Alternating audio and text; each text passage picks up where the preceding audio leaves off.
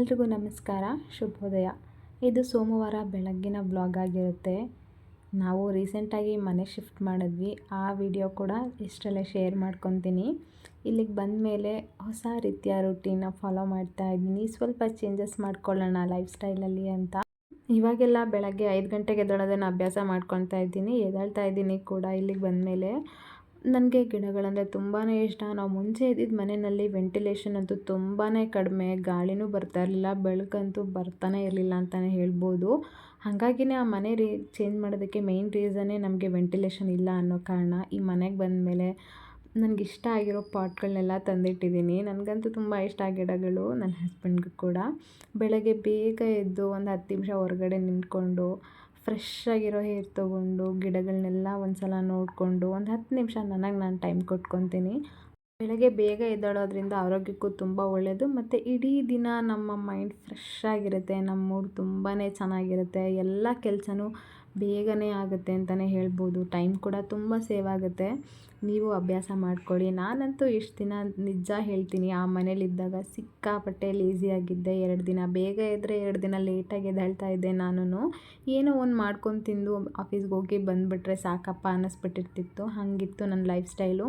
ಇವಾಗ ಸ್ವಲ್ಪ ಹೆಲ್ತ್ ಬಗ್ಗೆ ಕಾನ್ಸಂಟ್ರೇಟ್ ಮಾಡೋಣ, ಒಂದೊಳ್ಳೆ ಲೈಫ್ ಸ್ಟೈಲ್ನ ಫಾಲೋ ಮಾಡೋಣ ಅಂತ ಶುರು ಮಾಡಿದ್ದೀನಿ. ಚೆನ್ನಾಗೇನೋ ಹೋಗ್ತಾ ಇದೆ.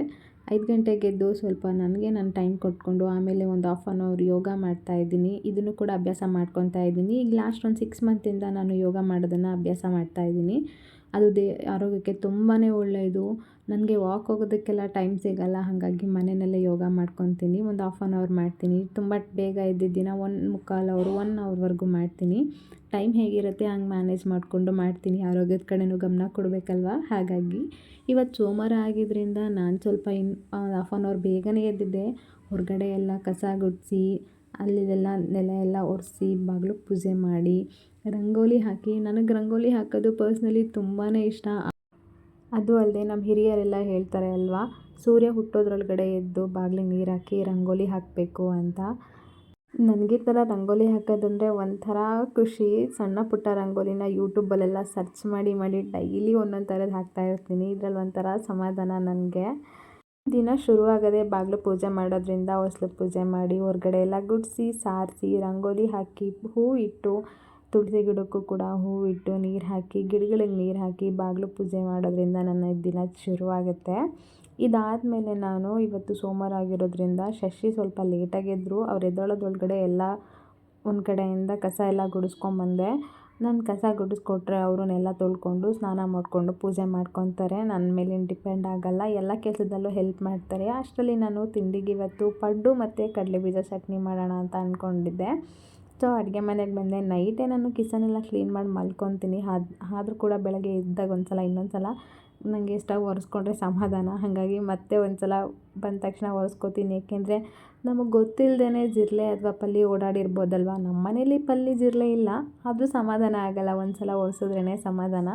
ಈ ಕಡೆ ಪಡ್ಡು ಮಾಡೋಣ ಅಂತ ಅಂದ್ಬಿಟ್ಟು ಒಂದು 4 ಹಸಿಮೆಣಸಿನ್ಕಾಯಿ, ಒಂದು ಮೀಡಿಯಮ್ ಸೈಜ್ದು ಈರುಳ್ಳಿನ ಸಣ್ಣದಾಗಿ ಕಟ್ ಮಾಡ್ಕೊಂಡಿದ್ದೀನಿ. ಹಾಗೆ ಒಂದು ಮೀಡಿಯಮ್ ಸೈಜ್ ಕ್ಯಾರೆಟ್ನ ತುರಿದು ಎತ್ತಿಟ್ಕೊಂಡಿದ್ದೀನಿ. ನಮ್ಮ ಮನೇಲಿ ಸಬ್ಬಸಿಗೆ ಸೊಪ್ಪು ಇರಲಿಲ್ಲ. ಸಬ್ಬಸಿಗೆ ಸೊಪ್ಪು ಹಾಕೋದ್ರಂತೂ ತುಂಬಾ ಚೆನ್ನಾಗಿ ಬರುತ್ತೆ ಪಡ್ಡು. ನಾಳೆ ಏನು ಟಿಫನ್ ಮಾಡಬೇಕು ಅಂತ ಹಿಂದಿನ ದಿನವೇ ಪ್ಲ್ಯಾನ್ ಮಾಡಿಬಿಟ್ಟಿರ್ತೀನಿ. ಬೆಳಗ್ಗೆ ಎದ್ದ ತಕ್ಷಣ ಬ್ಲ್ಯಾಂಕ್ ಆಗಿಬಿಡುತ್ತೆ, ಏನು ಮಾಡೋದು ಅಂತ ಗೊತ್ತಾಗಲ್ಲ. ಹಾಗಾಗಿ ಹಿಂದಿನ ದಿನವೇ ನಾಳೆಗೆ ಏನು ಬೇಕೋ ಎಲ್ಲ ರೆಡಿ ಮಾಡಿಟ್ಟು ಮಲಗಿಬಿಡ್ತೀನಿ. ಹಿಟ್ಟು ನೋಡಿ ತುಂಬ ಚೆನ್ನಾಗಿ ಹಿಟ್ಟು ಉಬ್ಬಿ ಬಂದಿತ್ತು. ನಾವಿಬ್ಬರೇ ಇರೋದ್ರಿಂದ 2 ಲೋಟ ಅಕ್ಕಿ, 1/4 ಲೋಟದಷ್ಟು ಉದ್ದಿನಬೇಳೆನ ನೆನೆ ಹಾಕ್ಕೊತೀನಿ. ನನಗಿದೇನೆ 2 ಟೈಮ್ಗೆ ಆಗೋಗ್ಬಿಡುತ್ತೆ, ಇಬ್ಬರೇ ಇರೋದಲ್ವ. ಸೊ ಹಾಗಾಗಿ ಜಾಸ್ತಿ ಏನು ಬೇಕಾಗಲ್ಲ. ನಾನಿಲ್ಲಿ ನಮಗೆ ಟಿಫನ್ ಮಾಡೋದಕ್ಕೆ ಎಷ್ಟು ಬೇಕೋ ಅಷ್ಟು ಮಾತ್ರ ಹಿಟ್ಟನ್ನು ತೊಗೊಂಡಿದ್ದೀನಿ.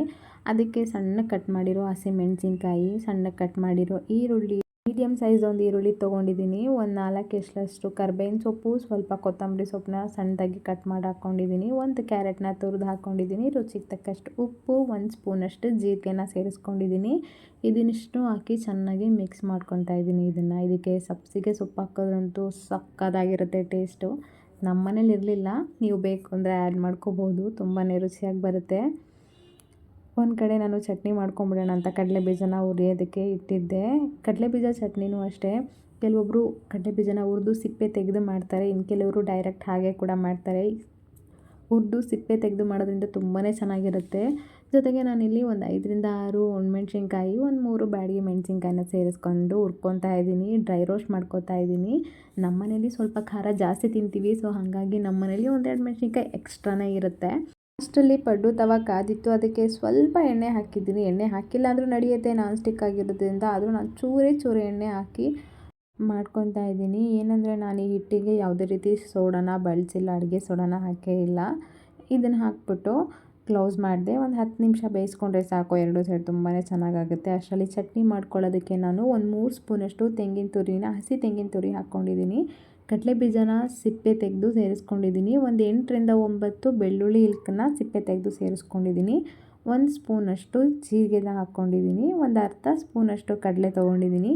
ಸ್ವಲ್ಪ ಕೊತ್ತಂಬರಿ ಸೊಪ್ಪು, ಸ್ವಲ್ಪ ಪುದೀನ ಸೊಪ್ಪು, 1-2 ಎಸಳು ಕರ್ಬೇವಿನ ಸೊಪ್ಪು, ಜೊತೆಗೆ ಹುರಿದಿಟ್ಕೊಂಡಿರೋವಂಥ ಮೆಣಸಿನ್ಕಾಯಿ, ಎಷ್ಟು ಬೇಕಷ್ಟು ನೀರನ್ನ ಸೇರಿಸ್ಕೊಂಡು, ರುಚಿಗೆ ತಕ್ಕಷ್ಟು ಉಪ್ಪನ್ನು ಸೇರಿಸ್ಕೊಂಡು, ಒಂದೇ ಒಂದು ತೊಳೆ ಹುಣಸೆಹಣ್ಣು ಸೇರಿಸ್ಕೊಂಡು ರುಬ್ಬಿಟ್ಕೊಂಡ್ರೆ ಚಟ್ನಿ ರೆಡಿ ಆಗೋಗ್ಬಿಡುತ್ತೆ. ಇದಿಷ್ಟು ಮಾಡೋದ್ರೊಳಗಡೆ ಒಂದು ಸೈಡಲ್ಲಿ ಪಡ್ಡು ರೆಡಿ ಆಗ್ತಾಯಿತ್ತು, ಒಂದು ಸೈಡ್ ಆಲ್ರೆಡಿ ಬೆಂದಿತ್ತು. ಆವಾಗ ಈ ಥರ ತಿರುವಾಕೊತಾ ಇದ್ದೆ. 2 ಸೈಡ್ ನೀಟಾಗಿ ಬೇಯಿಸ್ಕೋಬೇಕಲ್ವ, ಹಾಗಾಗಿ ತುಂಬಾ ಸಾಫ್ಟಾಗಿ ತುಂಬಾ ಚೆನ್ನಾಗಿ ಬಂದಿತ್ತು ಪಡ್ಡು ಅಂತೂ. ನೋಡೋದಕ್ಕೆ ಎಷ್ಟು ಕಲರ್ಫುಲ್ಲಾಗಿದೆಯೋ ಅಷ್ಟೇ ಬ್ಯೂಟಿಫುಲ್ಲಾಗಿ ರುಚಿಯಾಗಿ ಕೂಡ ಬಂದಿತ್ತು ಪಡ್ಡು ಅಂತಲೇ ಹೇಳ್ಬೋದು.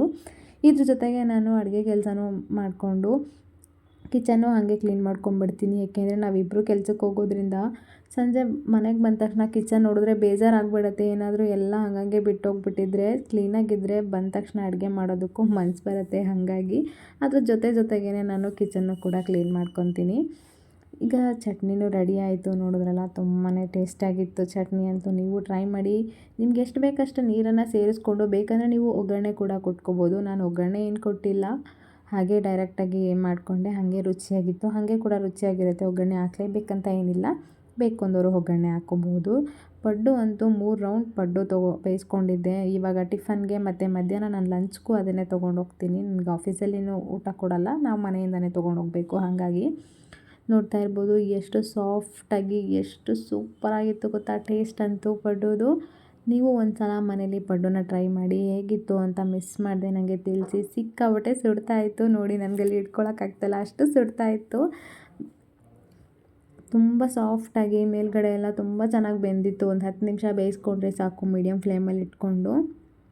ತುಂಬಾ ರುಚಿಯಾಗಿರುತ್ತೆ ಈ ಪಡ್ಡು ಅಂತೂ. ನೀವು ಮಿಸ್ ಮಾಡಿದೆ ಮನೇಲಿ ಟ್ರೈ ಮಾಡಿ, ಹೇಗಿತ್ತು ಅಂತ ನನಗೆ ಕಮೆಂಟ್ ಮಾಡಿ ತಿಳಿಸಿ. ಈ ಕಡೆ ನಾನು ತಿಂಡಿ ಮಾಡಿಕೊಂಡು ಅಡುಗೆ ಕೆಲಸ ಎಲ್ಲ ಮುಗಿಸ್ಕೊಳ್ಳೋದ್ರೊಳಗಡೆ ಶಶಿ ಸ್ನಾನ ಮಾಡಿಕೊಂಡು ಪೂಜೆ ಕೂಡ ಮುಗಿಸ್ಬಿಟ್ರು. ಅದಾದಮೇಲೆ ನಾನು ಸ್ನಾನ ಮಾಡಿಕೊಂಡು ರೆಡಿಯಾಗಿ ದೇವ್ರ ಪೂಜೆ ಕೂಡ ಮುಗಿಸಿ ಇಬ್ಬರು ಒಟ್ಟಿಗೆ ಕೂತ್ಕೊಂಡು ತಿಂಡಿನ ಮಾಡಿದ್ವಿ.